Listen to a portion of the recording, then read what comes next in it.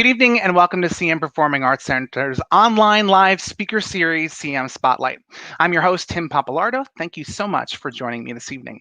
So in this series, we will spotlight some of CM's brightest talents to hear all about their lives working in the theater. So last week, we had the opportunity to talk with conductor, orchestrator, musician Sonny Palladino. That's him sitting there with Sting.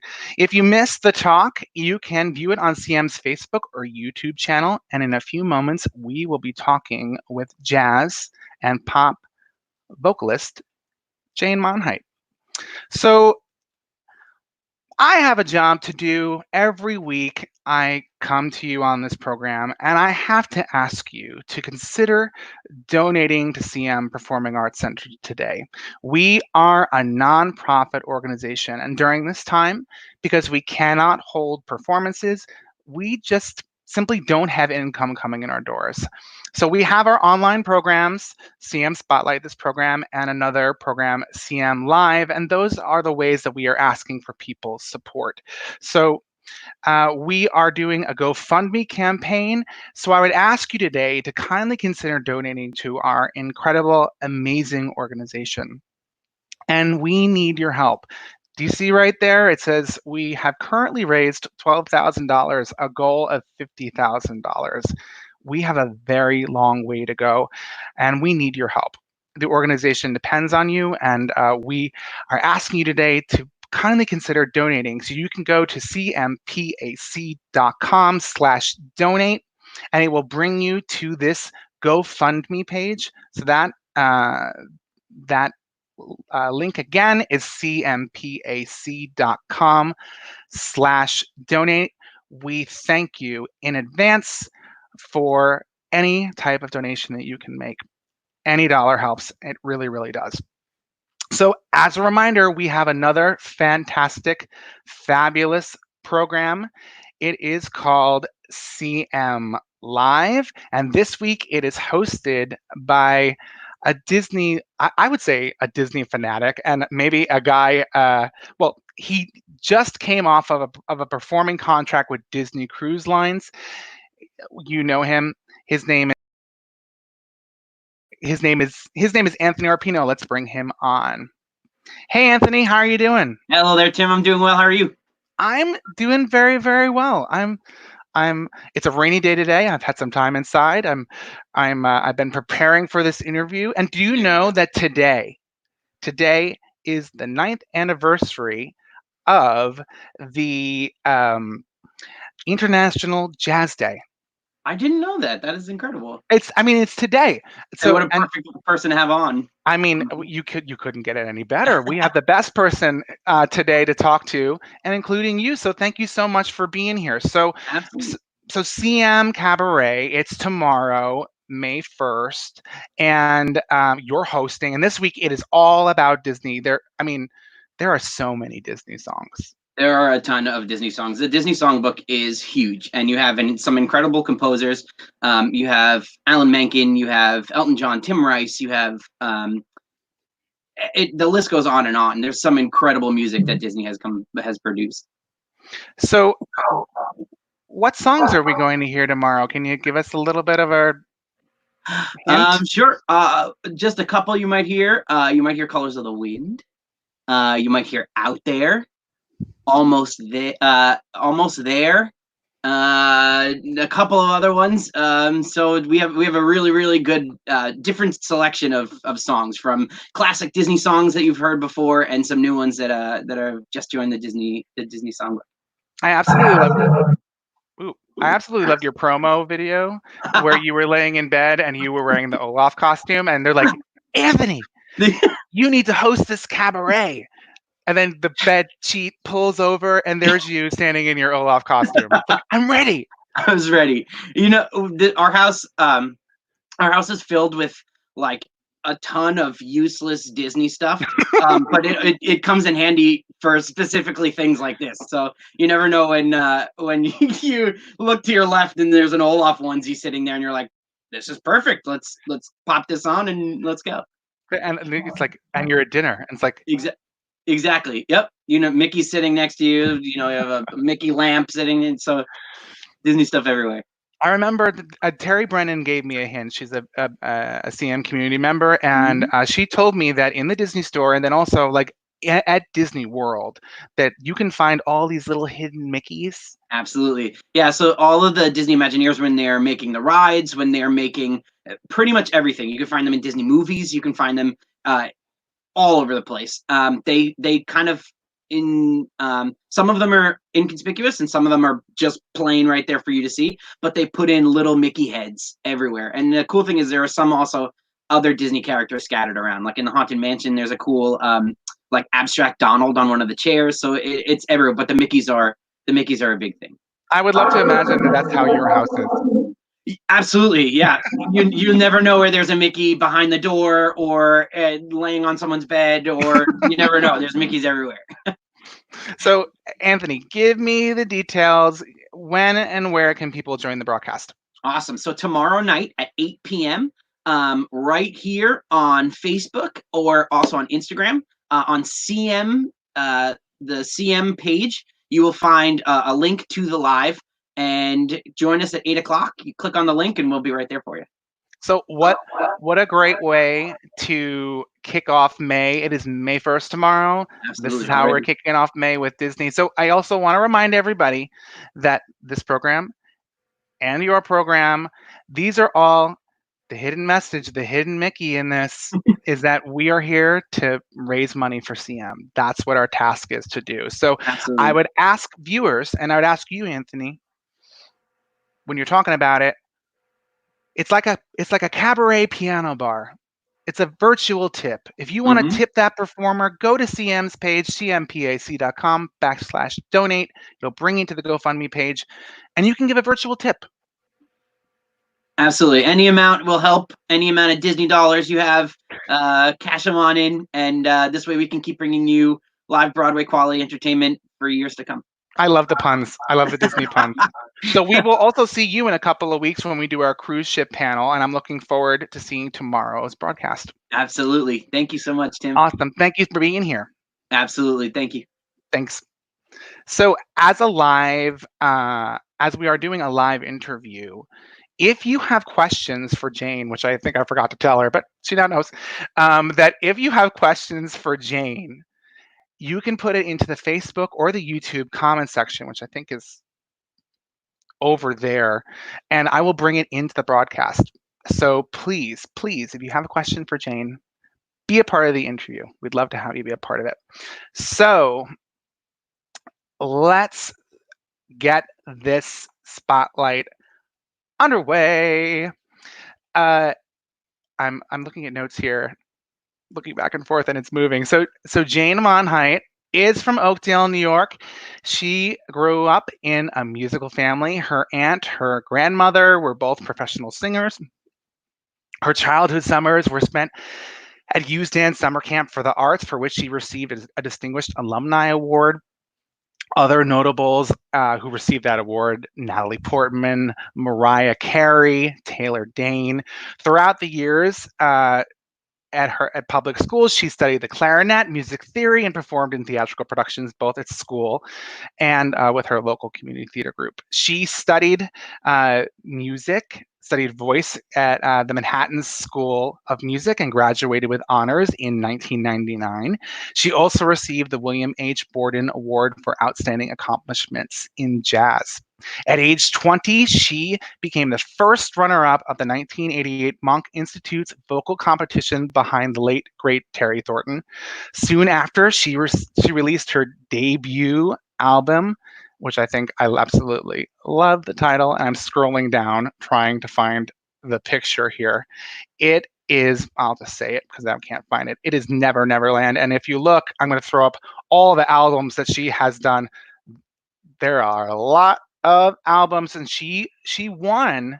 She was voted best recording debut by the Jazz Journalists Association, and she stayed on the Billboard charts for over a year.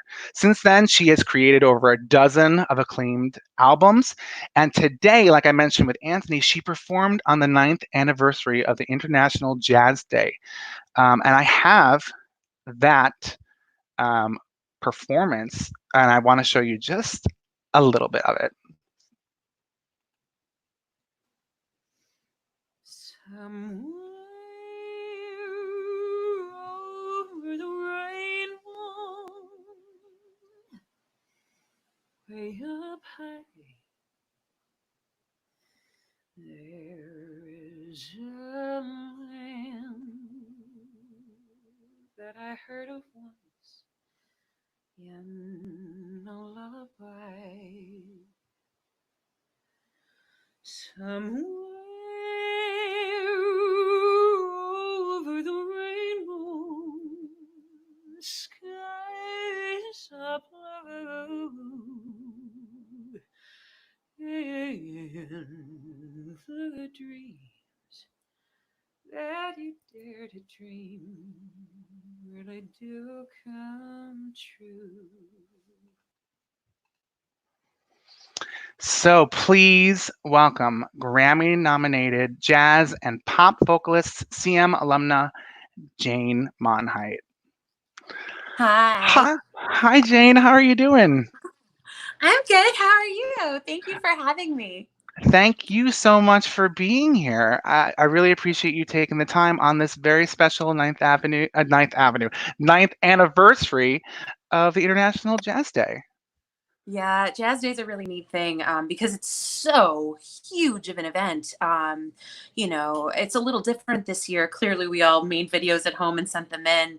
But normally people come together from all over the planet. Last year, I attended it in person in Melbourne.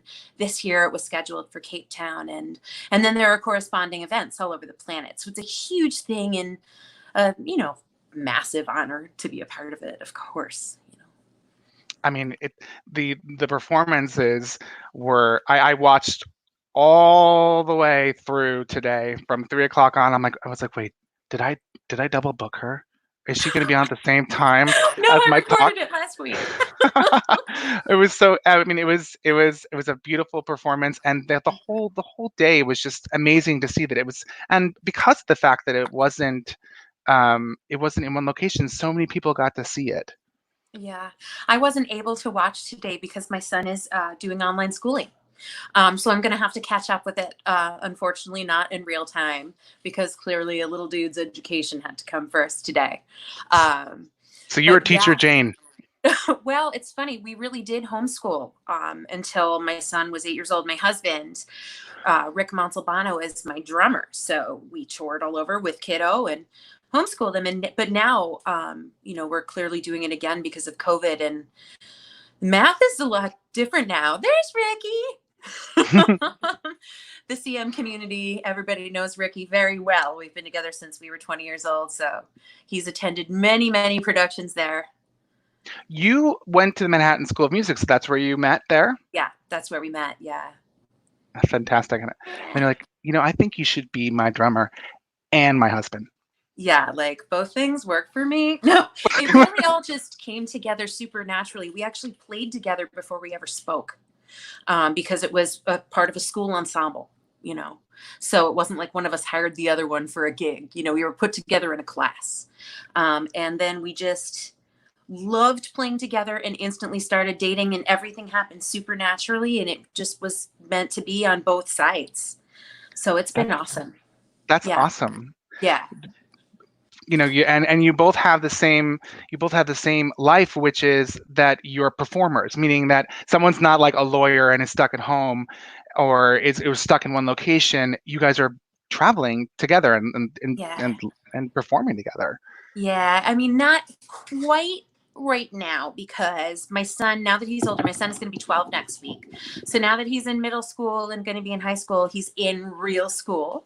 So he can have the full social experience. Do you know what I mean? When he was little, it was one thing to cart him with us all over the planet. But now it's like he's 12. He wants to be with his friends. Do you know what I mean? So we're letting him have that experience. So my husband is staying at home with him here in Los Angeles, playing every night, here in LA. And I'm using different drummers on the road.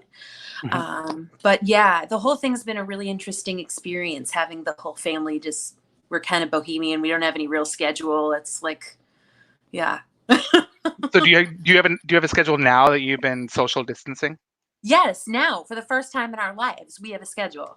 Like now, we're like, I get up earlier now than I ever have. I swear it's really weird. Well, maybe not earlier than I did in high school, because at that time the bang structuring was a big important part of the morning. You spent a good half hour on that before you went to 8th grade in 1992. You needed the extra, Oh my God. We talked yesterday, last week with Sonny, and I was telling him like he had perfect. He always had perfect hair, and you have beautiful hair too. But I asked him, like, would you ever consider cutting your own hair if you have to get to that because of COVID? And I was like, don't, just don't. Although I feel like if anybody was going to pull it off, like maybe Sonny could. He's always been so like effortlessly stylish. Like he was like so cool because we were in high school together. We went to the same school. Man, Sonny had the coolest car. Sonny had the coolest clothes. Sonny had the coolest vibe. And I hope you're watching, Sonny, because I'm right. We hung hard back then. People, Diana Buchwald said when they moved into Brooklyn that it was the house of hotties. Oh my God, I'm sure. So today it is all about hearing about you and learning everything that's you've been doing, how you got started, and all of that. So can we dive right in? Yeah. Okay, fantastic. So as a reminder, if you have a question for Jane, please put it in. And I just went to go look at it, and Sonny chimed in. What's up, Jane? Yeah! Hey, baby. He's blushing. Glad to see you here, Sonny. It's now time for Miss Monheit. So Jane, tell me, how did you first get into doing music? How was that? Well, it was a combination of things. Number one, my whole family was musical. So, every kid is born singing and dancing. Then it gets socialized out of them real quick. But in my family, it was encouraged from day one. You know what I mean?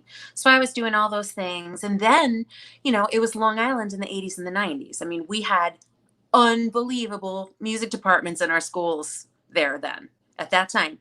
I mean, at Connecticut High School and Oakdale Bohemia Junior High School, where I did like middle school. I mean, I had unbelievable teachers who I'm still friendly with, a bunch of them. I got so good of an education in music and music theory that when I got to Manhattan School of Music, my entire first year of college was like, I did this. I did all of this already. Do you know what I mean? Like I had an unbelievable education. So by the time I, got to college, moved to New York City and all of that, it's like I was ready to go because I'd just been encouraged by everyone around me since day one. That's awesome. I saw an interview where you said that you used to go over to your aunt's house, and they were into jazz, and that's how you were introduced to jazz. Yeah, it was my grandparents, my mom and her sister's parents. They were the like jazz side of the family, and then the other side, my dad's a bluegrass musician, and his mother and sister were opera singers. So it was like on both sides, but the jazz all came from my mom's side, and because my mom's parents lived 20 minutes from my parents, I spent half my childhood at their house listening to jazz records, so it was quite an education from birth. Ellen Dumlao said Jane brought the house down when she played Rizzo in Grease in the Oakdale Bohemia Junior High that Noel directed. I still think I am Rizzo. I still think I am Rizzo, and I will never forget playing that part. That was like a huge sort of that was a big turnover moment for me where I was like, I can do this. I can really sing and people like it. It was like that kind of thing, So yeah, I'll never forget that, playing Rizzo for Noel. That was really, really cool. I was going to ask you, do you have a favorite theatrical show or a question? Is there a vocalist that inspired you? I know those are two very separate questions, but I didn't know whether or not I should just talk about vocals or if I should talk about theater too, or theater's my what do you think? Theater is my other great love, just as much as jazz. And for a long time I thought about going into it professionally, but ultimately the decision kind of was made for me naturally because of the school I wanted to go to and what I wanted to study in college. You know what I mean? I really wanted to go to this jazz school and where this teacher was that I really wanted to study with, and that led me in that direction. But theater is like my love, and I've like been this close to Broadway a couple times, but it hasn't worked out, obviously. And but I miss my CM years, boy. I haven't done theater since then. Not since then. Well, I will throw it out. You are welcome to come on and perform on our stage whenever you would like. Dear, oh my God. We will open that door for you. Oh my God. Just let me star opposite Tim Conway in something and sing duets with him, and I will just be happy forever. Amazing. And I bet he will be more than happy to do that. So how did you start performing in theater? Was theater where you started? Well, it was school stuff. It was school theater, and before that, even choir and band. I started playing, clarinet at the same time as everybody, in America. It's like, here's your fourth grade, you start your instrument, whatever. At least that's how it was then. And so I started clarinet and joined the choir. They actually opened up the elementary school choir to third graders so I could be in it, which was really cool. I'll never forget that. I remember them being like, they noticed I can do this thing that I thought they only knew I could do at home, but yeah. So that's how it started. Yeah. So do you think that community theater plays a role in the education of performers? Yes. It definitely does. I mean, that's where we cut our teeth. That's where we're unafraid to make mistakes. That's where we learn all the skills that we have to take into the auditions, because we've learned how to deal with our nerves. We've learned what to do when something goes wrong.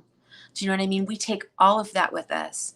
And I mean, for me too, even going into a totally different kind of entertainment, all the time that I spent on stage, acting and dancing, doing the things that I don't really do anymore, they still inform the way I work today.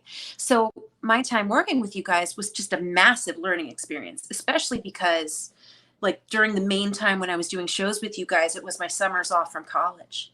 So it was like I was doing like intense jazz education during the year and then coming home and doing all of this other creative theatrical stuff and building up that side of my performance ability. So having that outlet at the same time as I was getting my jazz education was huge for me. And I'm sure it's been for everyone else that's moving on and hopping on the train and going into the city to this big, giant, scary auditions. Yeah. You know what I mean?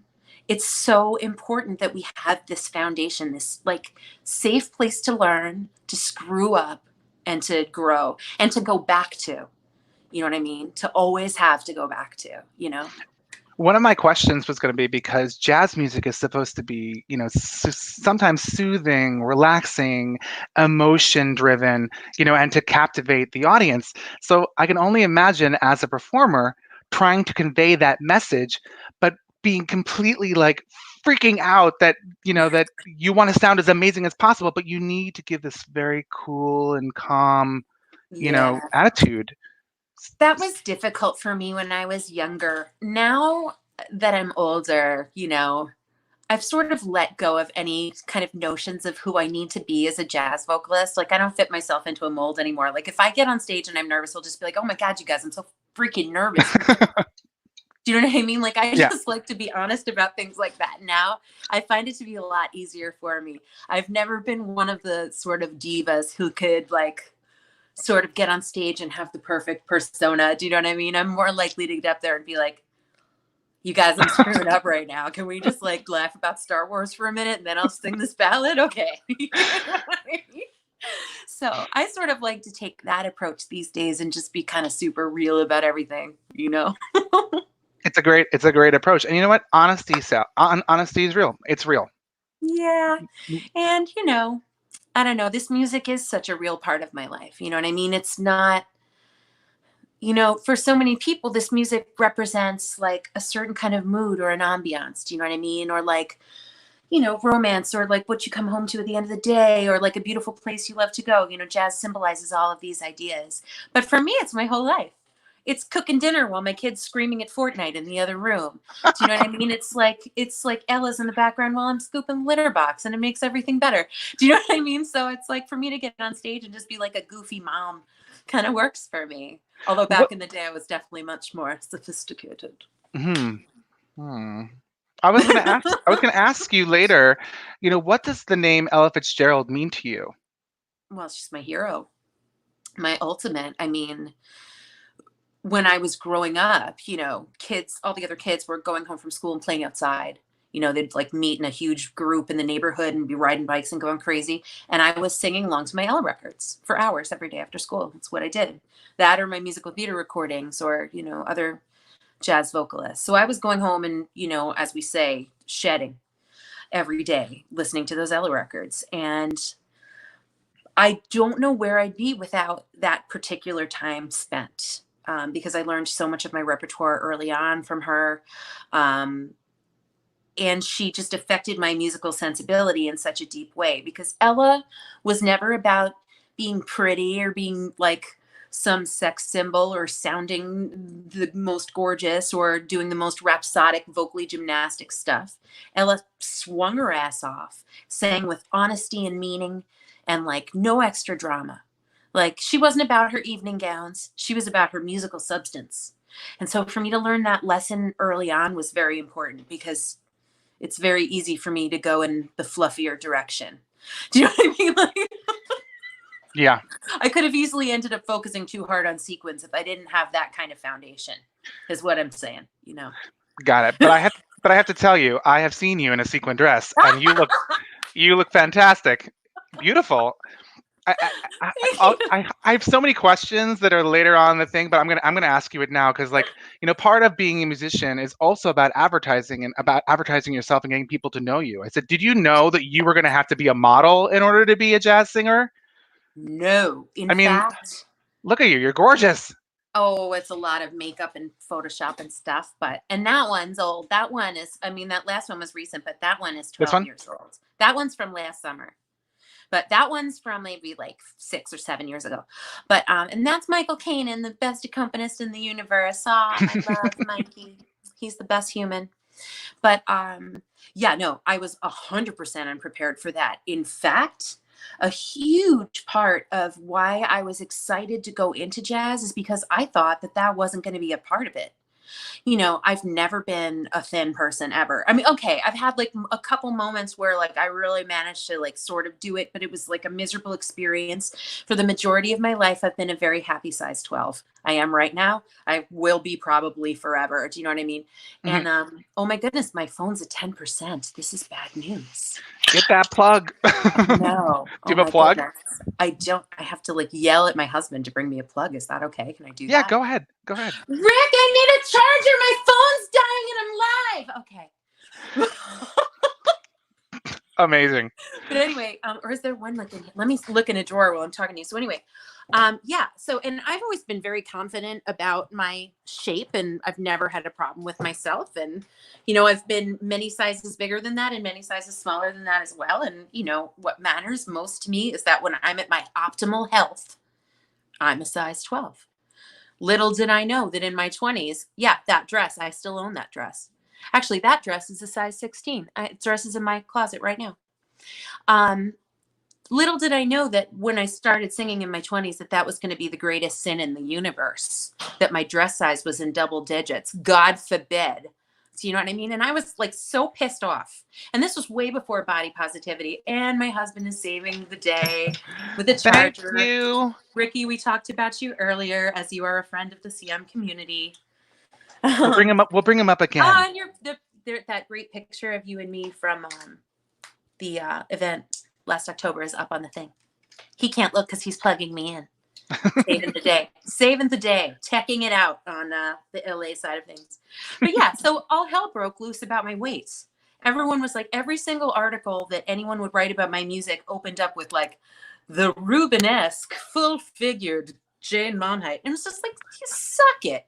What the frig? Like, come on. Like, you know what? I'm here to sing. Really? And you know what? Here's the thing. Yes, thank you so much, Ricky. Day saved. But, it was, James love you, Mase Ricky. Is listening, and he says, love you, Ricky. James Mase is my person. James, I love you. James is my person. Anyway, yeah, so I was so mad. I was so pissed off because I was like, you know what? Like, at the same, like, I was indignant because I was like, I'm serving you up all kinds of glamour. You know what I mean? I'm not walking up here in a burlap sack with dirty hair, like disrespecting you by like looking like garbage. Like Yeah. I really care about my appearance and my health, and I'm presenting like a healthy, cared for person to you, and I'm happy and I love myself. So just get off my back immediately. You know what I mean? And it really took until now, this whole like body positive movement, for people to like get with it. And I'm just so glad. I know so many young women that are not dealing with this crap, and I could not be happier. Good. You can see I get real fired up about it. Yeah, I mean, You but know? you're gorgeous, and the fact is that I'm going to the performance to see you rock it. I am here to see you sing, Exactly. to bring all the emotions, and that's what I'm there about. Exactly. And like those pictures you just showed, like Yeah. from like the entire range of pictures you just showed range over about 75 pounds. Like that's how much like I've fluctuated in frequent years, just because of like hormonal problems, autoimmune disorders, childbirth, and pregnancy and all that kind of stuff. It's like being female is like a lot for some women. A lot of times your hormones are the boss of things. You know what I mean? So it's like I fluctuate like crazy, and I've always been fine with it. It was just other people that weren't.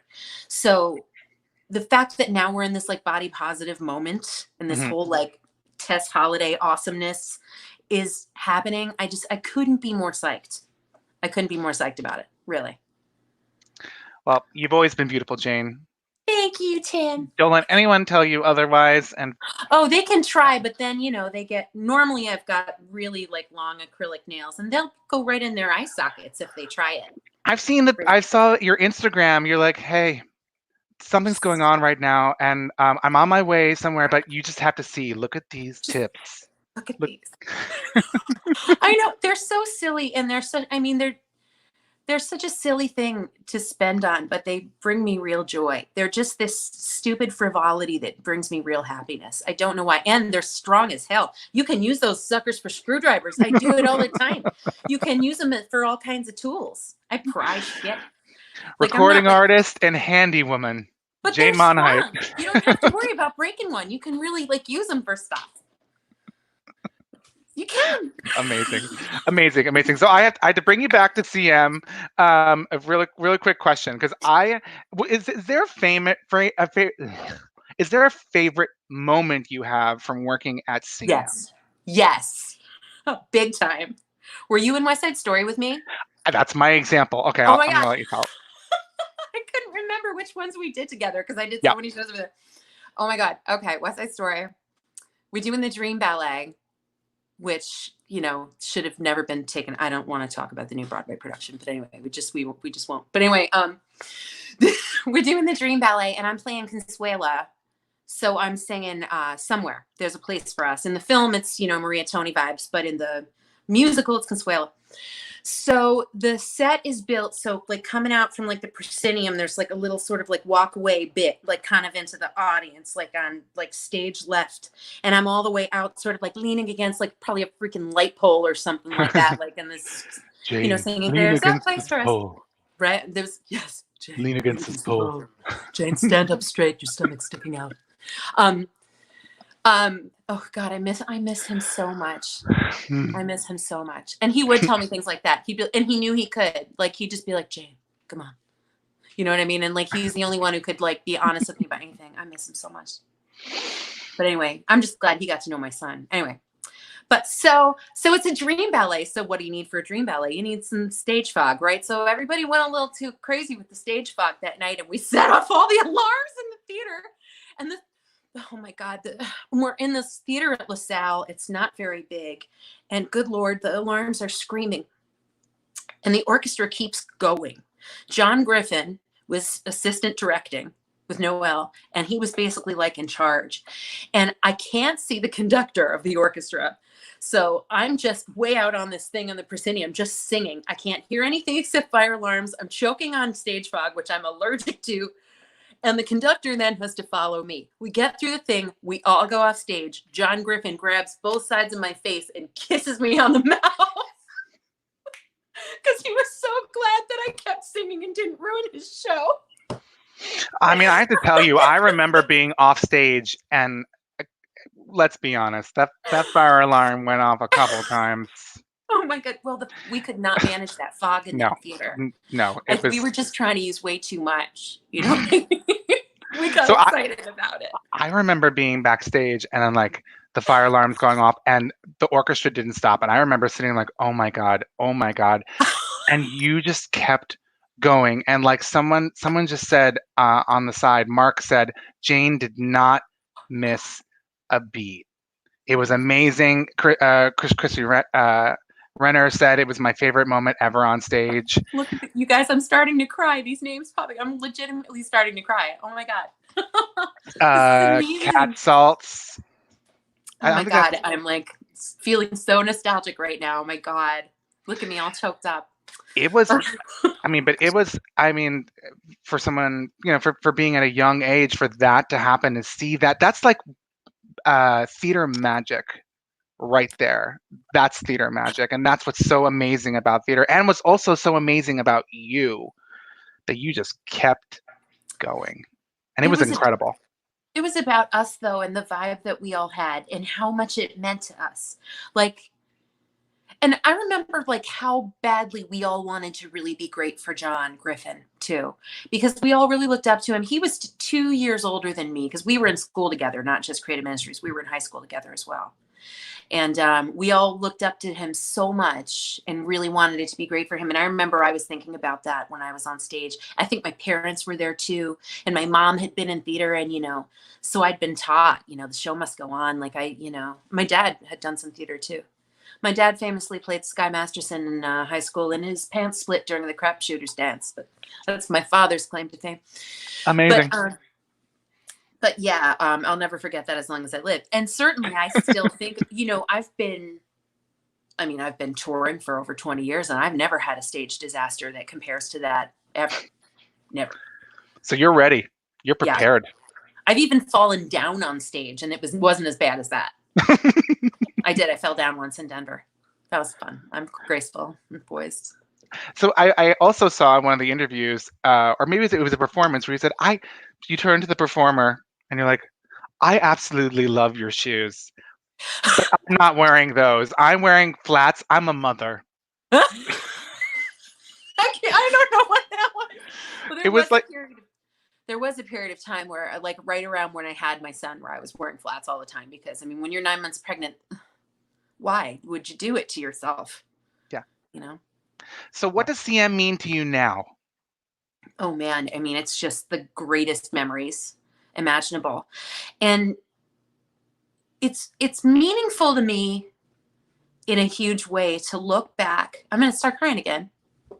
To look back and see that it's still all the same folks, that it's still the same family of people, the same families of people, quite literally families, that it's just that everyone has worked so hard since Noel passed to make this place grow. The place has grown so much. The pride he would feel. I know that I was part of and will always be a part of something very special. It just means the world to me. I love following you guys on social media because I still feel close to everything you guys. I know every show that's up. You know what I mean? I'm always looking at the cast to see if I know anybody. Or like, oh my God, that one's kid is starting, or Yeah. Yeah. So I keep up with it and I watch everything, and I miss it. I miss it a lot. Well, you are invited back at any point to come in, and we would love to see you walk through their doors. And let's see. Mark commented, Jane, thank you for giving back to an organization like this. We will always be your second family here at CM. Mark and I went to high school together. Mark, I haven't seen you in so long. Mark is now the chair of the board. Oh my God, that's awesome. Oh my God, we got to make a hang the next time I'm out east. We got to do a big old reunion hang with everybody. It'd be really fun. Done. No second thought. I think everyone would climb on that bandwagon and would love to see you. Yeah, it'd be fun. So Jane, I'm going to move now into your career because I know that a lot of people, let's see, CM wrote, Miss Dorothy Brock. Yes, I was. And my mom did costumes. Does she still do costumes? Because You never know. Um, We always she's, love having volunteers come and help our amazing resident costume designer, Ronnie Green. she doesn't do any of that stuff anymore. She stopped when David and I, my brother, like graduated, and now she used to have it in my parents' old house. She had a huge costume room, but now it's all put away. She doesn't do any of it anymore. Oh. But she was amazing. She was amazing. Yeah, that's cool. So I watched recently an interview from 2015 for where you performed at NJPAC, and you shared that this is the only job that you've had has been a singer, right? Mm-hmm. So what was your first professional gig? Oh my God! Well, it was with someone that you must know, that the CM community knows very well, Brian Reach, who was such a close friend of mine in school. I haven't seen him in years, but just, one of the most beloved friends I ever had. You know what I mean? And just when I tell you this man, he's a brilliant music teacher now, but when I tell you his voice is gorgeous. I mean, gorgeous. So he started booking weddings for us, and we played this wedding. We sang the cocktail hour. It was someplace on Long Island. And I remember I wore my fancy high school jazz choir dress, because it was the only fancy dress I had, my jazz choir concert dress. And we sang the cocktail hour at the wedding, and we sang all duets, like All I Ask of You from Phantom, and like a couple pop ones like Can't We Try, and like stuff like that. Yeah, Always by Atlantic Starr was a very big moment for us. Yeah, that was my first gig. And Brian and I played a ton of those in high school. And it was great because I was able to learn for my future at my high school job. It was like being an apprentice or something like that. You know what I mean? And then in college, it was the same situation. I was playing gigs every night. So I'd be learning in the classroom and on the bandstand. So it was a really ideal situation educationally, Seems like you have just been prepping for this career your entire young adult life. Kinda. It left me completely useless at everything else. Like I still don't even know how to drive a car. Oh, I still can't drive a car. And my Long Island friends back in the day thought I was the most useless waste for that. And so it was like when I finally moved out here, it's like I'm 38 years old. I'm going to learn to drive a car. I've been here for 4 years. I have not learned. How do you get around Los Angeles without a car? Are you in Los Angeles? Well, I'm in LA. Well, my husband also being a musician, like we kind of do everything together. Do you know what I mean? So it's like I can't even think of a time since we've been here for 4 years that we would have even needed 2 cars for something. So, and if I really need to go someplace alone, Lyft is quite affordable out here. And every time I get in a Lyft, I'm usually supporting some other freelance musician. So I feel good about that too. I'd rather give my extra bread to like the freelancer or the artist or the actor who's making extra bread driving an Uber than to flipping Toyota. You know what I'm saying? Yeah. Christine said, because we were driving you all over the place. Yeah, you were. Yeah, let's go to the beach. But we got to stop at Sevi first and get coffee. All right? The drink of champions, 7-Eleven coffee. Did you just say Sevs? Yeah, it's Sevi. We're going to go Sevi. When was the last time you were in a Sevi? Oh my God. Well, they have them in other countries. So I'm never in one in LA, but I'll go into them in like in like Japan or something. I'll go. They're all over Japan, 7-Elevens. So yeah, but they're really different. They're so hip. They're like so much better. They've got really cool stuff in them. Like you can literally buy a dress shirt in the 7-Eleven in Tokyo. You can. Where did you get this? Oh, 7-Eleven. You can go in and say, but if it's an emergency, like you can literally buy like an emergency plain white dress shirt. Like you're on your business lunch and you spill your coffee. Oh no, I've got a meeting at 3. And like you can go and buy an emergency dress shirt at Sev. It's perfect. So I'm supposed to be talking about your career. Okay, so it's not that interesting. No, it isn't. It's so I have so many amazing like interview questions for you that I prepared for so long that I want to ask you. Okay, so when were you discovered? You shared about the monk competition. Yes, that is it's now called the Hancock competition, named after Herbie Hancock now. the Herbie Hancock Institute of Jazz, they put on this competition every year. Every year it features a different instrument, and it basically looks for the young talent. And the year I graduated college, they were doing vocals. It was real good timing, and I came in second.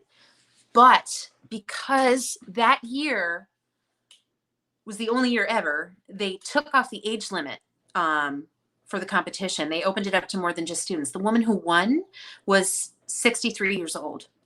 And I was only 20, so I got as much attention as she did because the age gap was so massive. And that's when it all started. That's when I signed with my first label and with my first manager and first agent and all that. So going with your first album was Never Never Land, and it was with Encoded Music, right? Yeah. So what was it like working on your first studio album? What was that like? Well, it was scary, but not. I mean, it was cool. Those are my favorite lashes I ever wore. I see this photo come up a lot. I'm always like, what were those? I gotta find those again. They're beautiful. Anyway, they're good ones. Yeah. What made it less scary is that I was working with a producer who has long since passed away now, who was like another father to me. And he really took me under his wing and taught me everything he knew about making records the old fashioned way. And that was Joel Dorn. He produced, Killing Me Softly, the original Roberta Flack. He produced all that old Roberta Flack stuff. Where's the Love with Donny Hathaway? He produced all that stuff. He produced records that would make your head spin. But he really loved jazz. And so he really taught me how to make an old school jazz vocal record. And so it was such an amazing learning experience, just sort of at his knee. And he was such a wonderfully loving, kind, just paternal figure to me that I couldn't be that scared. It just was so, it was too intense of a learning experience to waste any time being nervous, It was amazing. Mm-hmm. Yeah. So for our education, because I don't know how these things happen, and I assume that the audience doesn't either. When you're putting together an album, do you choose the music? Are the producers choosing the music? Is it a combined thing? How does that all happen? It very much depends on the situation. It depends on the artist. It depends on who they're working with. I mean, there are plenty of cases where the artist has absolutely no say in anything and they show up and sing. That's never been the case with me. I've always chosen all my own music and all my own bands. I make all the creative choices. I've been forced into doing things I didn't love doing, but I, did them on my terms kind of things. For instance, I've recorded a ton of pop covers. They're all over my records. I love them. They're all songs that I love. I love pop music. I loved singing them all. I didn't necessarily want to do them because I didn't think they were the best work move, whatever. But I did them on my terms, chose the tunes, chose the musicians. Do you know what I mean? Mm-hmm. So there's places where I had to compromise, but I've never been told what to do, except for the people who, tried and then they got the boot. Yeah, because later on, I was gonna ask you that you started your own record label, Emerald City Records. Is that because you were decided that I want to make all the choices, period? Well, yeah, it started to get to a point. The industry has changed quite a bit. And, record labels are, the major record labels now, it's sort of like the scene in Fantasia, the original Fantasia in Stravinsky's Rite of Spring, where the dinosaurs are staggering down to their deaths and collapsing into the sand. That's what the major record labels are kind of doing right now. So when you're an artist like me, we're very much a tiny genre. We don't sell a lot of records. Our records don't really recoup the money we spend making them, it's a labor of love. So what that means is that a major label, they're all terrified. They're losing so much money that now they'll oh, here's your budget of $5. And when your record doesn't sell because we won't promote it and spend any money on it, we're going to blame you. And then, it's stuff like that. It's just not a good situation. They won't spend on you because you're not a guarantee, and then there's no promotion. And so I had to get out of there. My label is kind of dormant right now. I'm deciding what to do with it. I might sort of open it back up and sign some other people. I'm not sure, but we'll see. We'll see. But yeah, I really needed to get away from the major label system. And I think a lot of people feel that way. The indie labels are great. There's still a lot of good stuff happening at the indies. So I was gonna, when you heard your song, a song of yours on the radio for the first time, what went through your head? I don't know. I remember that all these kinds of firsts happened at once. Like it was this really intense time of like first interview, first song on the radio, first gig where I had to take an airplane to get to it, stuff like that. It was just this crazy time, and it was a huge blur is what it was, So I don't really remember any of those firsts terribly clearly. I remember the whole time being really exciting and really scary, because all of a sudden I really had to put my money where my mouth was. It was all happening at once. And I had the additional pressure of like, I was 20 years old and everybody else in my field was like 50. You know what I mean? So it was just like, oh my God, what am I doing here? It was a scary time. Well, what's interesting because as I was trying to piecemeal everything together, your career also started when the boom of the internet started as well. So because I remember being in college like in 98, and they're like, you don't know what's coming. There is this major thing coming. It's going to change the way that life is. It's just going to change everything. And I would assume that also the way that music and the way that advertising for music changed as well at that point. Yeah. Do you think so? Oh my goodness. I totally didn't think of it, but certainly. I mean, I had never thought of it before, but absolutely. And then, just several years later, we had MySpace and social media was starting. And now, now we're seeing this whole other technological shift in the business. It's like 20 years later, now things are becoming even more like now I'm left behind even. You know what I mean? And the technological shift, it's crazy. But yeah, I'm sure with the internet suddenly exploding the way people could communicate to each other, I'm sure that helped me get a start. I never thought of that. So we have a comment from Jamie Tate. Jane, can you tell us about your collection of musical rocks? You can tell Mr. Tate that if he wants to hear about rocks, he's going to have to take another gig. Is he? Okay, Jamie is a drummer that works with me. He lives here in Los Angeles. Amazing drummer, producer, arranger, heavy cat all around. He was the drummer, Jesus Christ Superstar, super, super important show to CM, maybe the most important show in CM history. He was the drummer on the telecast with John Legend and Sarah Bareilles. Oh, stop it. Yes, he was. Jamie Tate, yes, he was. And he's my boy. But anyway, so he's referring to, we played a gig together in Sochi, and we found as one rocks. Does. Well, we did, yeah, in Sochi, Russia, which is like the most beautiful place. And we walked down to the water, and there were these rocks, and they were made cool sounds. And we tried to like record them, to like use them later on, and we couldn't do it. Anyway, so there's your two famous drummers in one broadcast, because my husband plugged us in, and then Jamie commented on rocks. So all the drummers are hanging today. Thank you, drummers. So you collaborated, segueing right into the next topic. You've collaborated with some pretty incredible performers, musicians, producers. Like I, of course, remember, your time when you did I Won't Dance with Michael Bublé. I came across this, Friends and Family, Ray Brown Jr. And then countless other people too. I saw this is your NJPAC interview. It was a beautiful, beautiful song. I chose to play the one you sang today on the broadcast. But you've worked with so many incredible people. So what's important to you when you're collaborating?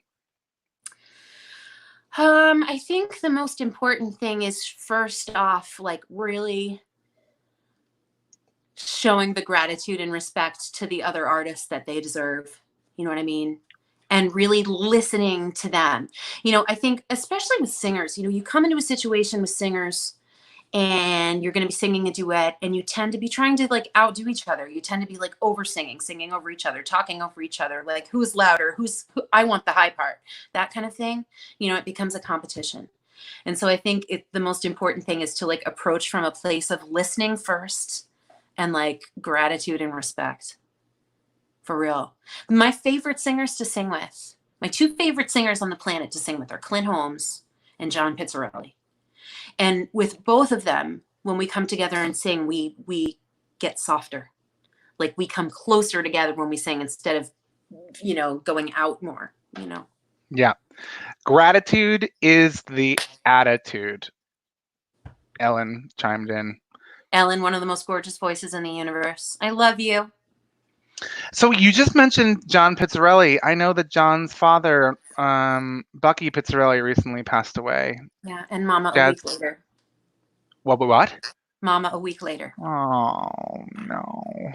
Yeah, I don't think they could be apart. But yeah. You hear that often. My grandparents, my grandfather died. My grandmother got the news, and like literally like 2 weeks later, she was gone too. I'm so It's sorry. Broken hearts.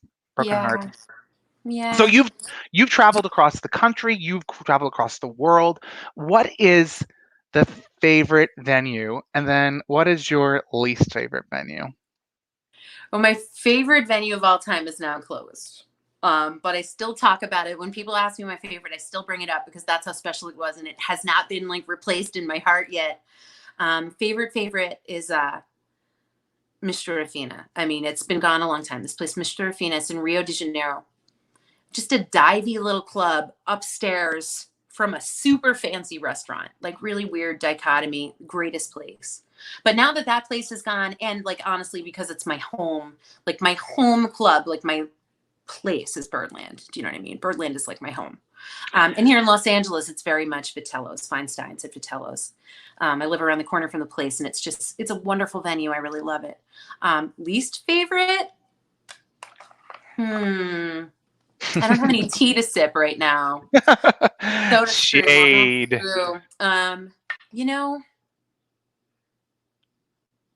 Honestly, I can think of a couple that were really unfortunate, but they're closed now. And the thing that would make them unfortunate venues to play is that there were no, the audiences would just like talk and smoke and like all kinds of stuff, just like be yelling in your face and like, putting their drinks on stage, those kind of vibes. You know what I mean? Oh. Yeah. Well, so I have a picture. If you look real close, I don't know if you can see it, but that is actually Birdland behind. Aww. But I don't know. I love this system. I still clearly don't know how to use it. Birdland is the best. I just did a week there. It's a beautiful venue. What were you singing at Birdland? Well, I was doing, Great American Songbook like I always do. But the thing that made it neat for that particular run is I had a different instrumentation. I had my usual pianist and bass player, Michael Kanan and Neil Miner. But then rather than having drums, I had Perry Smith on guitar and Aaron Weinstein on violin. So that was really, really fun to do sort of like some real like traditional swing vibe versions, of these standards. It was great. So I saw in the interview, I think it was earlier this week, that you were talking about about keeping the American songbook alive. What does that mean, keeping it alive? Well, I love standards, and I don't think there's going to be a problem keeping it alive. I don't think it will go anywhere, but I'm very proud to be, sort of like a vocal historian. I've never been one to stretch boundaries or, I'm really not much of an innovator. I'm not that kind of musician. I'm very proud to sort of carry the history and represent it and teach people about it. Anyone who will listen. I love these composers and these lyricists, and I really appreciate the cultural significance of the music, of the artists, where the writers came from. So, all of that really means a lot to me. I'm not trying to be hip. I'm trying to be historical. You know what I mean? And I feel good about that. Jane, you seem like, because I knew you from from high school, and but looking at your life, it seems like you like to have a good time. Like you look like you have so much fun in life. What is going on in this picture here? Okay, that was actually taken in Sochi. Like, in fact, Jamie, who just chimed in, I think might have been the one who took that picture because he was on that gig.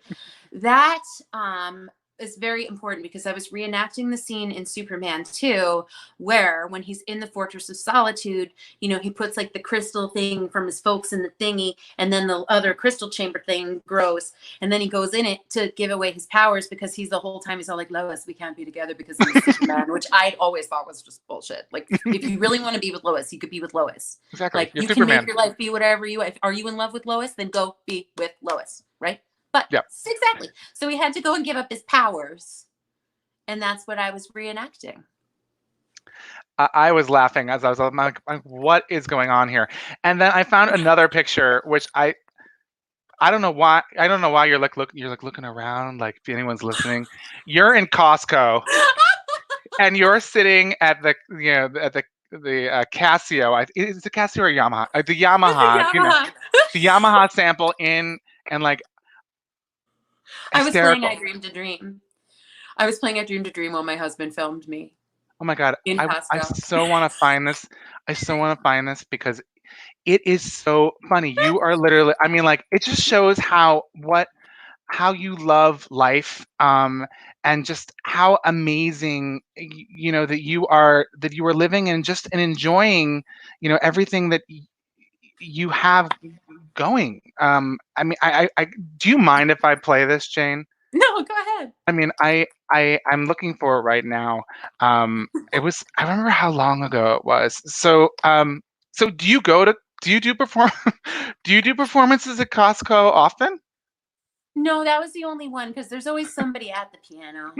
And then my husband and son are so easily embarrassed that I'll be like, you know, 4 bars into like a rip-roaring like intro to What I Did for Love. And they're like 3 aisles over hiding and I have to find them. They're totally no fun at all. Okay, so I have found the video. Oh my God. Let's see. We're going to switch it out. It lasts And about I'm like 3 seconds because I get embarrassed and run away. It's so loud.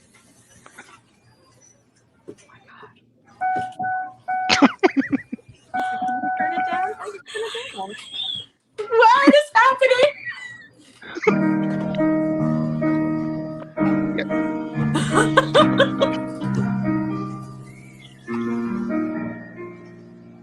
I love that you're about to start looking around.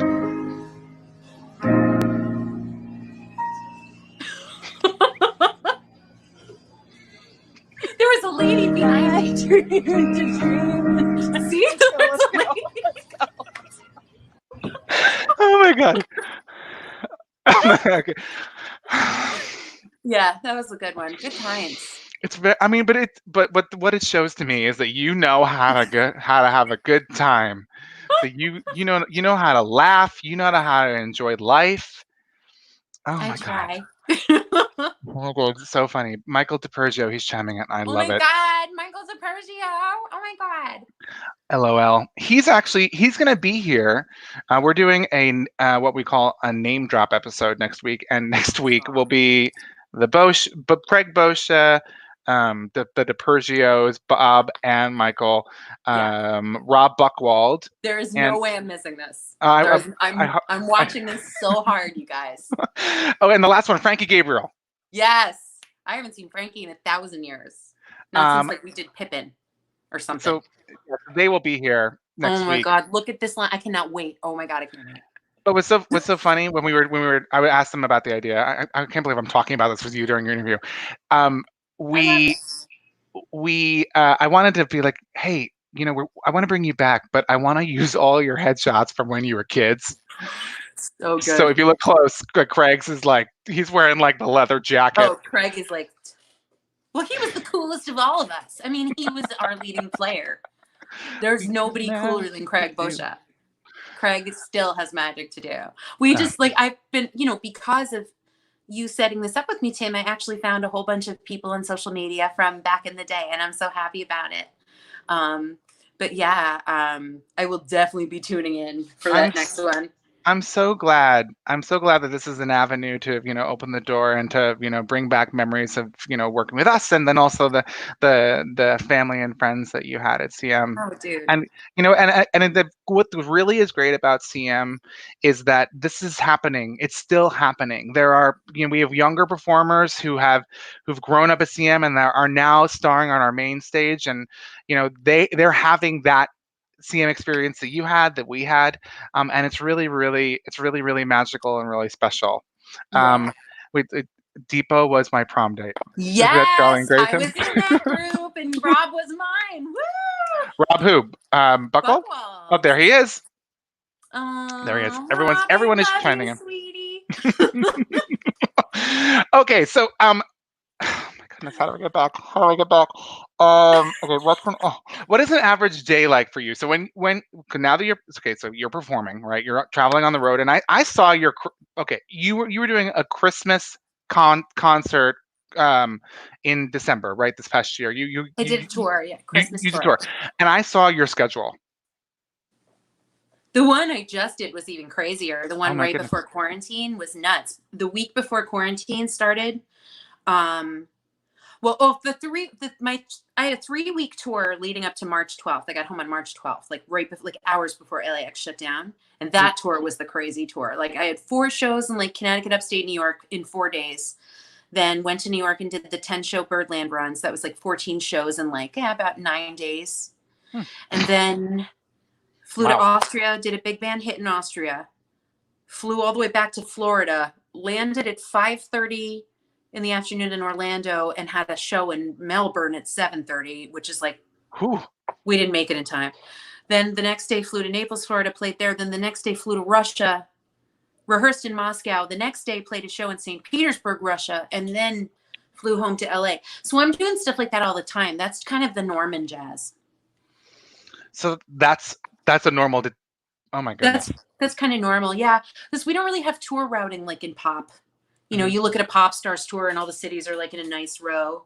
We don't do that because it's impossible. So we just have to fly from date to date. Yeah, I work in the touring industry. That's what my day job is. Awesome. And yeah, and when I was looking at your tour list, and I was like, normally my clients are going like from, Maryland down to Washington D.C. down to North Carolina, South Carolina, and going like this. And you're like, yeah, we very rarely can route like that. Occasionally we can, but it's not easy to. So normally we pretty much just fly all over and make it work. So I keep referencing this interview you did on Tuesday because it was so recent. Can you tell the story about, because you have a son. I thought, because it was when I initially I was looking through your Instagram, as I do, for everyone I speak to, I thought your son was this age, and clearly he's not. He's 12. He's 12 years old.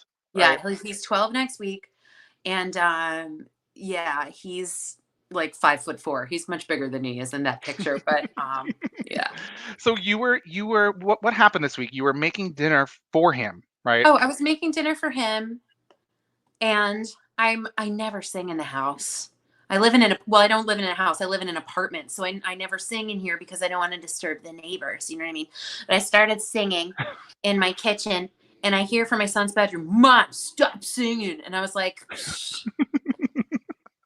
with my giant hand, I was like, "Excuse me, child of my loins." It's like, that Xbox you're playing on right now, guess what paid for it? A Little Over the Rainbow did, okay? No. Do you know what I mean? Just like... Exactly. Exactly. Exactly. But I was like, I guess we're here. He's a tween. So, Jane, you have done, I'm going to pull this picture up. You have done all of these albums. Did I miss anything? I don't think so. I think that's everything. If you had to choose, well, first off, I was going to tell you that I love the artwork of the home. I love the one, Thank the you. second row all the way to the right. I think and then the Christmas one dead center. I can't see it because the image is so small. But you're beautiful in all of these pictures. I love the artwork. For me, art is amazing, and it's so cool. So, but out of these albums, is there one that you could say that is like, if you meet someone new, it's like, hey, my name is Jane Monheit, I'm a musician, check out this album, it's called? Well, I think I'd say 2 of them. I think I would say to be really accurate to like, this is who I really am. I think I would say Surrender and the newest, the Ella project, because Surrender is all of the ballads and bossa nova that I love so much. But then the new project is more of a jazz record. It's not new. It's been out for a couple years now. Yeah. But that one, the Ella Tribute, is more of a jazz record than the other recent ones. I love Home too, though. Home is actually maybe the most accurate of all when I think about it. Home is maybe the closest to what I really do at a gig when I show up there, you know. Got it.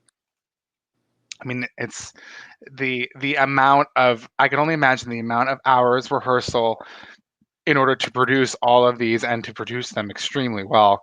One of my favorite songs is Honeysuckle Rose. I love that song. Me too. It's one of my favorites. So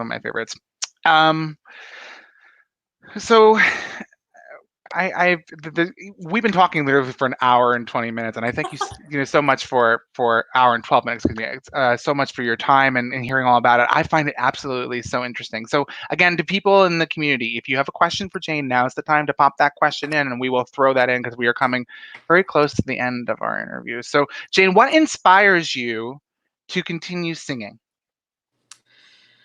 You know, it's the only thing I've ever done. It's the only thing I've ever been good at. It's been just my sort of it's defined my whole personality since I was born. Everyone who's ever known me has been like, oh, Jane, yeah, she's the one that sings. Do you know what I mean? Like, it's been that, and I'm sort of known for my ability with profanity. I kind of always have been. You haven't cursed once on this interview. That's because I think I said the S word maybe one time. I don't know, but normally I've learned how to be good at that, especially being a mom. You'll learn how to not curse. But but yeah, so singing for me is just like breathing. It's when I'm not singing that things get weird. You know what I mean? Singing is just completely who I am. Like right now here in quarantine times, things are weird because I'm not singing and I'm starting to get weird about it. Listen, if I was your neighbor, I would knock on the door and be like, Jane, you can sing. You're welcome. Oh my God. Oh no, I have a guy, maybe he can hear me, a guy who screams bloody murder and uses all kinds of expletives with like ripping screams, shut up. Yeah. And that'll be if I'm somewhere, he's like, what? Yeah. I would walk right upstairs and be like, hi, I'm at your door. My name is Jane. I'm a incredible jazz singer and I sing at home. And people pay a lot of money to come to my concerts. So you should enjoy the performances because you're getting it for free. Well, I'm actually going to soundproof my closet so I can sing in there. So that'll be good. So what advice would you have to someone who wants to be the next Jane Monheit? What advice would you give?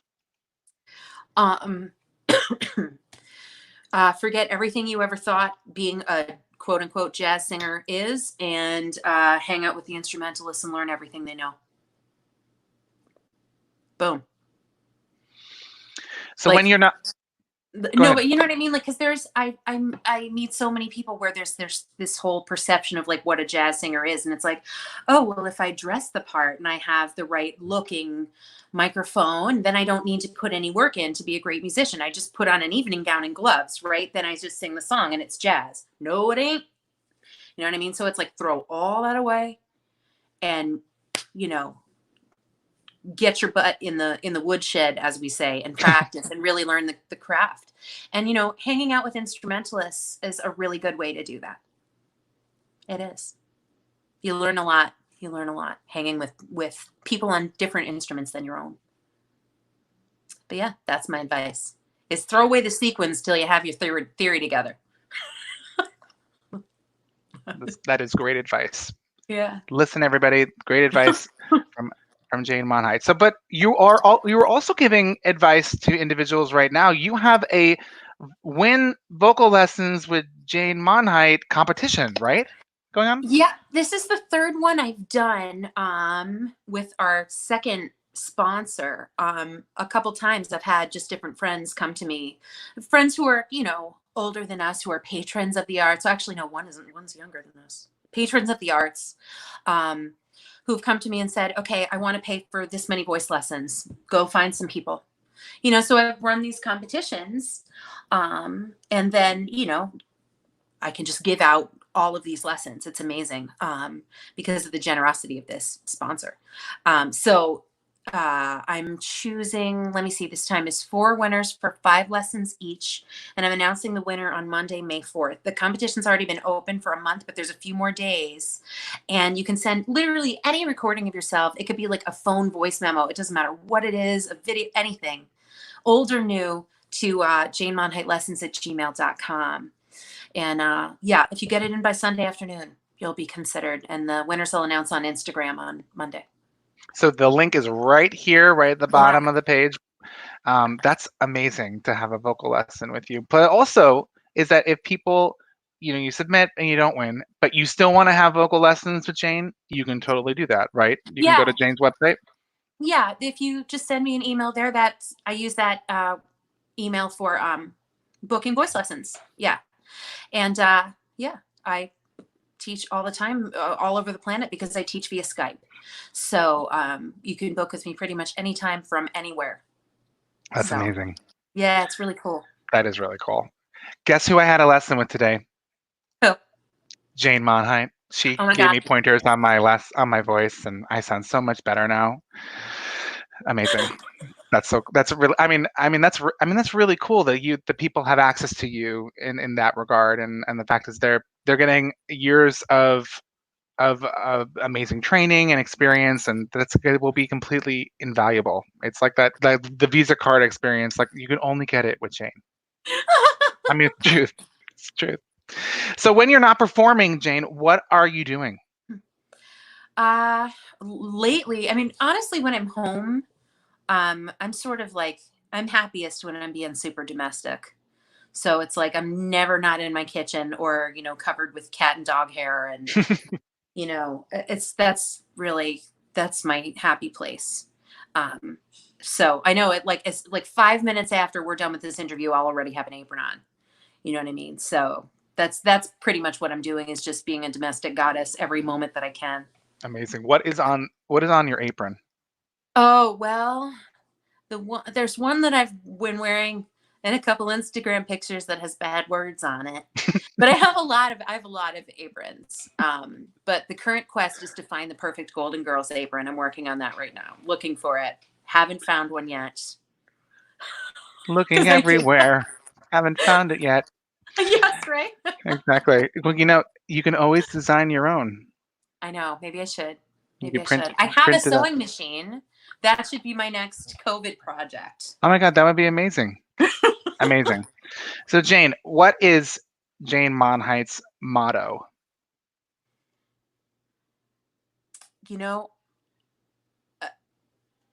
It's going to sound really cliched, but really the show must go on. I really, my experience in show business has really just filtered through my whole life. You know what I mean? And that show must go on mentality has always, when I've really needed it, given me the ability to pick myself up and dust myself off. For real. And people who know me really well really know that that's true. Really know that that's true. Show must go on. So at this point of the show, I'm going to ask again, if you have questions for Jane, now is the time to drop it into the comment box down below. We are moving into the final wrap up, and we have been doing the Actor Studio questions, which is, I'm going to ask you a question. The first thing that comes to mind, say what it means to you, or the answer, and we're going to move through a good couple of questions, and at the end we'll take questions from the people who are viewing today. So, okay. Are you ready? Yeah. Okay, I'm going to throw on my James Lipton hat, and here we go. So, what is your favorite word? Pamplemousse. What's that? It's French for grapefruit, and it came into my head because it's my mom. My mom used to always tell me how much she loved that word, and so it came right into my head. Like, oh, Mom loves that word. What's your least favorite word? Oh God, I have a list a mile long. There's one I will not say no matter what, and you can't get me to say it now. Is it an M word? No. Okay, It starts with It's a word you won't think of, and it starts with D, and it's a toiletry product that everyone uses, but I won't say the word. Okay. I'll say Okay. it. It's not a bad word. It's not. No, I know it. I think I went there. I figured it out. And it was a thing back in the day when you knew me back in the day too. So you guys probably used to torture me with it back then. But I've got a thing about it. It's really weird. I don't know. What turns you on? Music. What turns you off? Loud people. What sound or noise do you love? My son's laugh. What sound or noise do you hate? Smoke alarms in hotels. At hotels, has that happened? Oh yeah, like fire alarms going off in hotels at like 6 a.m, and you're like standing outside in the snow, like, why was someone smoking? You know what I mean? Yeah. Yeah. Fire alarms at theaters, doing West Side Story, standing on the edge of a platform. Full circle. Full circle. Which, by the way, our fire alarms at CM work extremely well, and we have our smoke down to a T. I So- love it. No worries, audience members. We have it. We have it Yeah, down. that happened well over 20. That was 25 years ago. When that happened. Full 25 years ago. So I asked you what noise you love. You said your son. Noise you hate, you fire alarms. What's your favorite curse word? Fuck. What profession other than your own would you like to attempt? Oh, I really put real thought into marine biology. Yeah. A secret dream still in another life. Do you have a favorite mammal? Cats. Now I know that seemed like it should have related and I should have been like dolphins, but but actually cats though. Okay. Okay. What profession would you like to not do? Oh God. Anything where I'd have to sit in a cubicle all day. And if And not heaven move.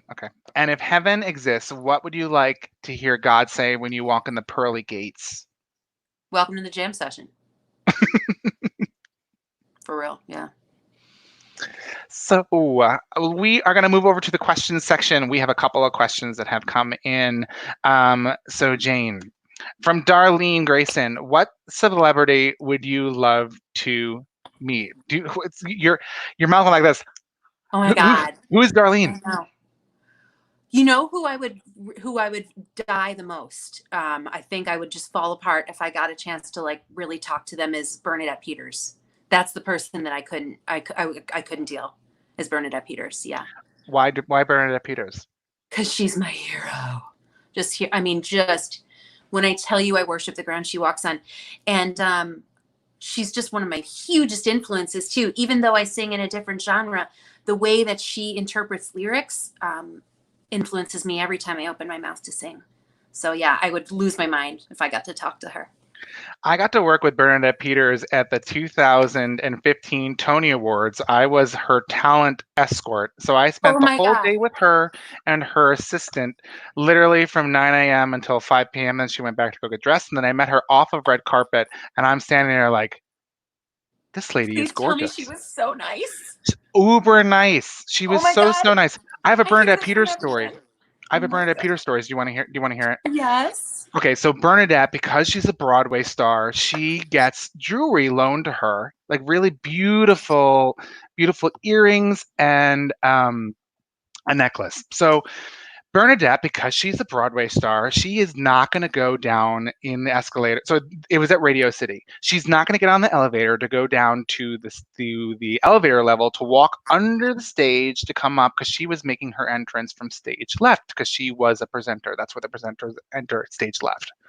She was not going to do that. She wanted to walk out of the green room, which is on backstage right, and she wanted just to walk literally across the stage. And as you know, at Radio City, there is a crack that is this small between the elevators. So the elevator goes down, and then it raises up and the orchestra's on it, so stuff like that. So we are walking, it's me, the talent escort, Bernadette Peters. So it's Bernadette. I let her, I'm not sure of the order. Anyway, so it's me or Bernadette, whoever it is. Oh, no, stage manager, me, Bernadette, and then Bernadette's earring necklace security guard, because that's how expensive the jewelry was. I swear, if I got a call from Bernadette's people, we didn't hear it. You didn't hear it from me. We're walking across the back of the stage, and I hear her say, "Oh my God." And I'd stop. I'm like, "What's wrong? Is everything okay? Did your heel get stuck?" She's like, "My earring fell off." And I was like, Oh my God. it fell through the crack of Oh my the God. So it's elevator probably like a station. chunk of diamonds like this. And oh my God. And if you are at Radio City and you know this elevator, the elevators go down like at least like 3 stories. So literally her earring fell off. And I was like, Bernadette, what are you going to do? She's like, can you tell the security guard? And I was like, no, Mrs. Peters, I am not taking I'm not taking that on. So that is my Bernadette Peters story. That's crazy talk. Oh my God. But she's amazing. But those things happen. Okay. So, all right. So I'm sorry to hijack your question. No, but it was an amazing story. I wanted to tell you the Bernadette Peters story. Okay. Question from Danny. What's a tune? Danny. What's a tune Danny's you wish? An amazing singer. How do you know Yes. Danny? Danny lives here in Los Angeles, and he's a fabulous, fabulous jazz singer. Just wanted to say, hey. So, what's a tune you wish more people would sing and play? You know what tune? I wish more people would sing. I was thinking about this the other day. I think it's played by instrumentalists more than it's sung. It's a tune by Thelonious Monk. So it's not as well known to people who love Great American Songbook and standards, but it's a song that really fits in well with that material, called Ugly Beauty. And there's a different name when it has lyrics. I can't remember what it is, but the original title of the tune is Ugly Beauty. And there's a really gorgeous vocal version of it by Carmen McRae. But yeah, Danny, that's the tune I've been thinking of that more singers should do, is Ugly Beauty. Check that one out. So we have a question from Lisa Williams. She asks, ask Jane how she ended up singing for the president. She was amazing, better than Sierra, and I don't even remember who else was there. She was that good. Aw, thank you. There was a period of time where whoever was the booker for all of those gigantic Washington events, I was on their list. I did that, Christmas in Washington. I did Capitol 4th. I did the Memorial Day concert. I've done so many giant national events in DC. Not in the last couple of years. So whoever was booking for a minute, they just liked me. So that's why I got to sing for George W. Bush twice, actually. But at that show, at Christmas in Washington, all the artists lined up for a turn to take a picture with the president and his wife. And when it was my turn, he put his arm around my waist and yanked me into him and goes, snuggle up now. How about that? George W. Bush asked me to snuggle up now. Snuggle up. I saw a question before. I just can't seem to find it. But if you had an opportunity to do a staged show, like a musical, what show would you do? I mean, I don't even think about it. I have 2 giant answers. The dream one, and then the oh my God, it maybe could happen in real life one. And how do I get it to happen if it could? The dream one is Into the Woods. I mean, it's funny, my whole life I wanted to be the witch so badly. And now that I'm older, I want to be the baker's wife. Because I identify with her and marriage and children and the whole, I feel I feel her, you know what I mean? But the one that I'm going if this ever comes to Broadway and I don't get to audition, I'll die, is City of Angels, if it ever gets revived. And it's in London right now. Again, I mean, everything's closed down, but it's in London. So if it comes back to New York, I'm going to be beating down casting directors' doors, just crying, no, give me a shot, please. Yeah. So you hear that here first, producers in London, that if you are looking for someone to come and be in the production, yes, Jane... I will. Listen, I don't care about COVID. I'll do a one-woman City of Angels for all of you. So we have a question from Bob Isaac. He asked this earlier. Hi, Jane. Haven't seen you in years. We saw you at CM and the Blue Note and think the Tilla Center. Will you be doing any New York area shows anytime in the future? Yeah, I mean, I'm in the New York area absolutely constantly. Like within the last year, I did a run at Birdland, a run at Iridium, at least one show out on Long Island. At least I know I did City Winery in New York as well. Like I'm constantly in the city. The gigs on Long Island are fewer and further between because there just aren't as many venues. There are a couple out in the Hamptons that I'll hit once in a while. But we should do another concert at CM. We should do another fundraiser one of these days. Because that was great when we did that. We should do another one of these days. It's a little more difficult now that I live in Los Angeles. But when I'm on the East Coast anyway for other work, we should set one up. Well, the next time that you are out, we will make that happen. Yeah, absolutely. it'd be fun. No question. We will make that happen. We loved having you at the theater. I remember Patrick Grossman, who was our artistic director.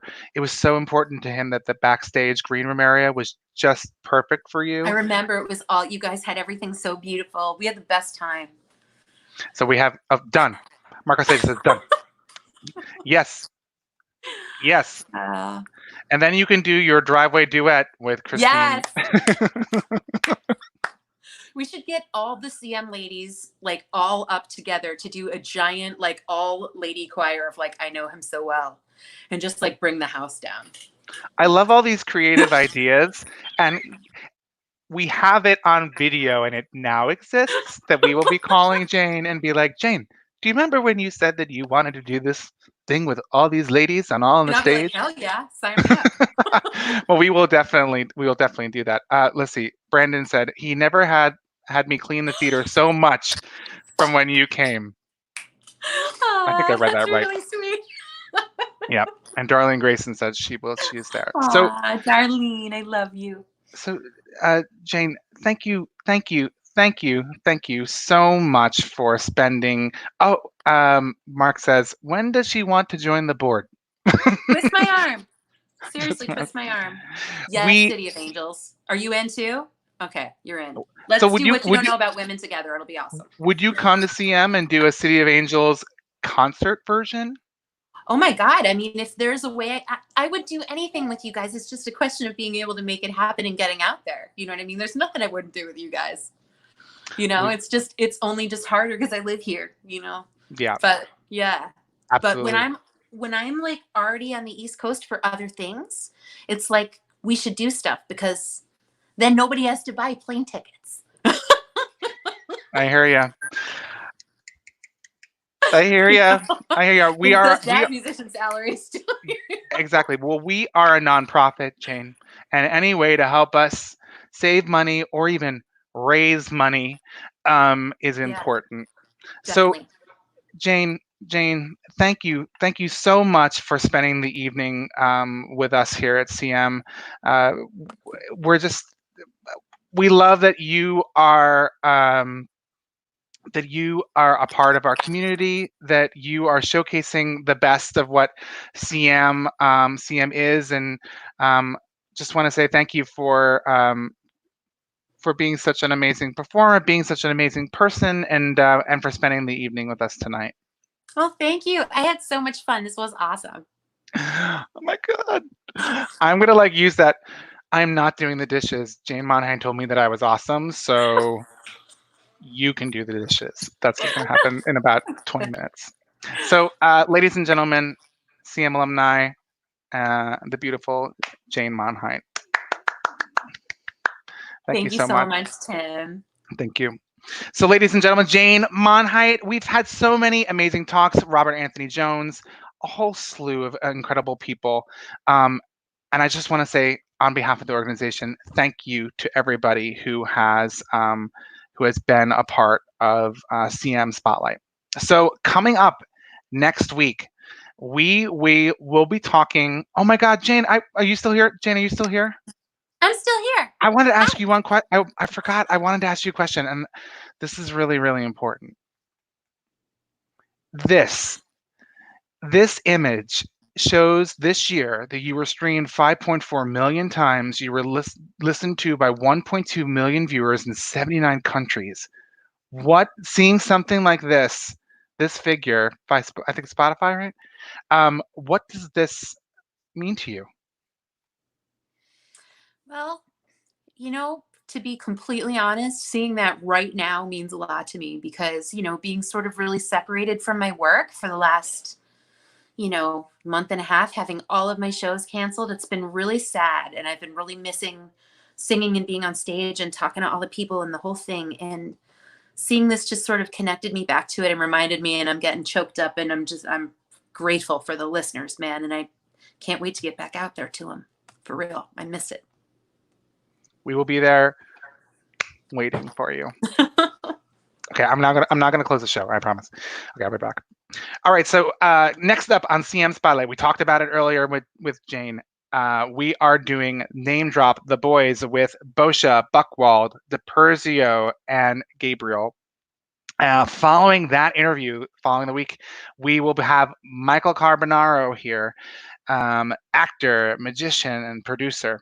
And then following Michael, we are doing a panel with performers who have entertained on cruise ships: Anthony Arpino, Simone Catalano, Emily Hannaway, Bobby Montaniz. I'm totally butchering his last name. It's so difficult. And Jennifer Roller. So as we close, I would ask you again, I'm going to bring that link up. We have a lot of fundraising work to do. And the only way that we can do that right now is to ask our audiences on this program and the other program to consider donating to CM. So you can go to cmpac.com/donate, and any dollar amount will help to keep Noelle's, Joe's, the founder's mission alive. Patrick Grossman, our artistic director, and Elise Arpino are here to continue their mission, and we need your help in order to do so. So as soon as the theater can open back up, we will be here and ready. So I would ask you to consider donating today to help us during this time when we aren't able to hold performances. So with that, this has been another episode of CM Spotlight, the live speaker series. On behalf of CM and the community, stay safe and healthy. Continue to wear those masks. Be well, and we will talk with you soon.